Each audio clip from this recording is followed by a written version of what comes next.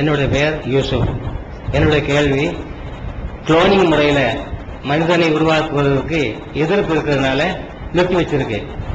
அப்படி உருவாக்குவதற்கு இஸ்லாத்துல குளோனிங் முறையில மனிதனை உருவாக்குவதற்கு தடை போட்டிருக்கிறாங்க. உலகத்துல எந்த நாடும் அனுமதிக்கல. அது மாதிரி உண்டான நிறைய தேவையற்ற பிரச்சனைகள் ஏற்படும். அதனால தவிர்த்துட்டாங்க. மிருகங்கள் அளவுல அந்த சோதனைகள் நிக்கிறது.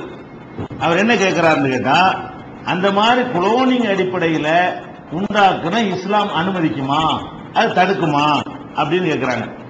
அனுமதிக்குமா தடுக்குமாங்கிறது நேரடியாக நமக்கு அதுக்கு ஒரு வாசகங்கள் குர்ஆன்ல ஹதீஸ்ல இல்ல.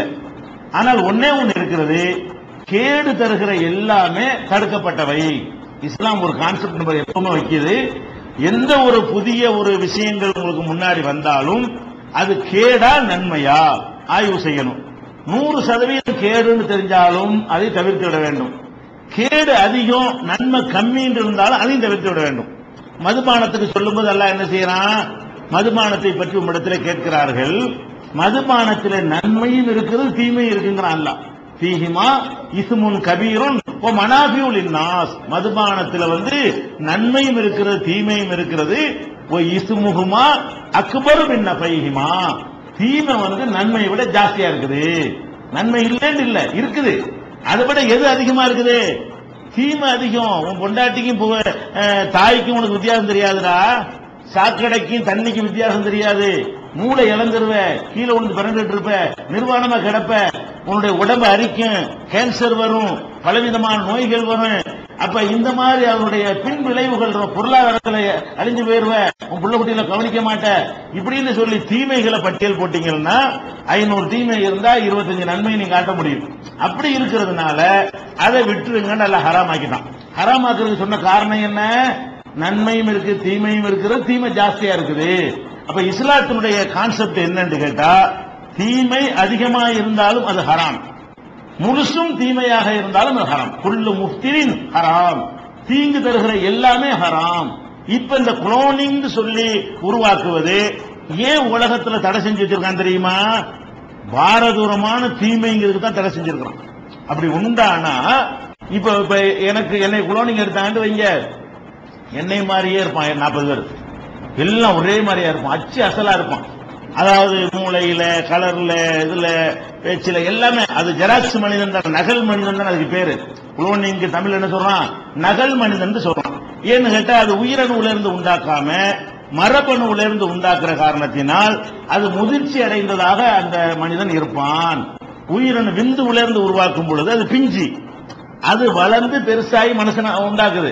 அதனால நம்ம குழந்தை பருவமா இருக்கிறோம், ஒரு பருவமா கடந்து பேச முடியாம இருக்கிறோம், கேட்க முடியாம இருக்கிறோம், சிந்திக்க முடியாம இருக்கிறோம். கொஞ்சம் கொஞ்சமா அந்த டெவலப்மெண்ட் ஆகிக்கிட்டே வருது. இப்படி இருக்கிறோம் உற்பத்தி. ஆனால் குளோனிங்ல வந்தா என்ன ஆகும் தெரியுமா? எத்தனை வயசு மனிதன் இருந்து அந்த அணுவை எடுக்கிறாங்களோ, மரபணு சொன்னா அவனுடைய உடம்புல ஏதாவது ஒரு இடத்துல ஒரு அணுவை எடுத்து, விந்து எடுக்காம அதை எடுத்து அதை கருவறையில வச்சு என்ன செய்யறது, பெண்ணுடைய கருவறையில வச்சு குழந்தையாக்குறது. அப்படி ஆக்க முடியும். அப்படி ஆக்கினால் இந்த மரபணுடைய வயசு என்ன? இந்த மரபணுடைய வயசு என்ன? என் வயசு என்னவோ அதுதான் இந்த மரபணுக்கு வயசு. உங்கள்கிட்ட இருந்து மரபணு எடுத்தாங்கன்னு சொன்னா உங்க வயசு எத்தனை, அதான் அதுடைய வயசு. ஒரு 30 வயசுக்காரனுடைய மரபணு எடுத்தீங்கன்னா அந்த மரபணுடைய வயசு எவ்வளவு? 30 வயசு. அதனால அந்த மாதிரி பிறந்த குழந்தை பிறந்துன்னு சொன்னா பிறந்தவனே பேசும், பிறந்தவனே சைஸ் தான் சின்னதா இருக்குமே தவிர உங்களை மாதிரி எல்லாமே உங்களை மாதிரியே இருக்கும், பேசும், சிந்திக்கும், எல்லாமே செய்யும். ஈசா நபியை கூட அப்படிதான் இல்ல என்ன செய்யறான், பிறந்தவனை பேசினார்னா சொல்றான் பாருங்களேன். அவர் விந்தணுல உருவாக்கப்பட்டவர் இல்ல. அப்ப என்ன செய்யறான்னு கேட்டா, இந்த மாதிரி ஒரு 10 பேரை உண்டாக்கி வச்சோன்னு வைங்க, சமூக விரோதத்தில் நிறைய செய்யலாம். ஒரே மாதிரி ஒரு மரபணுல இருந்து எடுத்து, ஒரு மனுஷன் இருந்து ஒரு 50 மரபணு எடுத்து 50 பொம்பளை அந்த கருவை உண்டாக்கி தொழில் மாதிரி 50 பேர் உண்டாக்குனாங்கன்னு வைங்க, என்னைய மாதிரி 50 பேர் இருப்பான், ஒரே மாதிரி இருப்பான் அவ்வளவு பேரும். அப்ப இவன் கொலை செஞ்சு அவனை பிடிச்சு போட்டுருவாங்க. ஒரே வித்தியாசம்லாம் இருக்காது, ஒண்ணுமே இருக்காது. அப்படி அச்சு அசலா ஒரே மாதிரியாக நிறைய பேர் இருந்தான்னு சொன்னா கிரிமி இதை தொழிலா கூட பண்ண ஆரம்பிச்சிருவாங்க. இது என்ன செய்வான்னு கேட்டா, இந்த மாதிரி செய்யறவங்க கிரிமினல்களை மிஷின்ல தயாரிக்கிற மாதிரி பொம்பளையில கொண்டு வச்சு தயாரிச்சு இவனை விட்டு கொள்ளையடிக்க சொல்லி அவனை கொண்டு மாட்டி விட்டு இது மாதிரிலாம் நிறைய செய்யக்கூடிய, எந்த டெஸ்ட்லையும் கண்டுபிடிக்க இயலாது. மரபணுவை டெஸ்ட் பண்ணித்தானே வந்து எல்லாருக்கும் பிறந்தானே இல்லைன்னு கண்டுபிடிக்கலாம். இவன் மரபணுல இருந்து அமிர்தரை உண்டாக்கி இருக்கிறோம் ஒரே மனுஷனுடைய மரபணுல. அதனால பெரிய பாரதூரமான கேடுகள் ஏற்படும் தான் விஞ்ஞானி வேணாங்கிறானே தவிர அவன் வந்து விஞ்ஞான கண்டுபிடிப்புக்கு முட்டுக்கட்ட போடுறதுக்காக சொல்லல. கேடு வருதுன்ற அவனே ஒதுக்கும் பொழுது அட கேட்டை தவிர்ப்பதில் ஒன்னை விட நாங்க அட்வான்ஸ், நீ கேடுகளை தவிர்க்கிறிய, அதை விட நாங்க என்ன செய்வோம், கேடுகளை அட்வான்ஸா தவிர்ப்போங்கிற அடிப்படையில் இஸ்லாம் வந்து அதை ஆதரிக்க முடியும்னு சொல்லுது, ஆனா ஆதரிக்காது.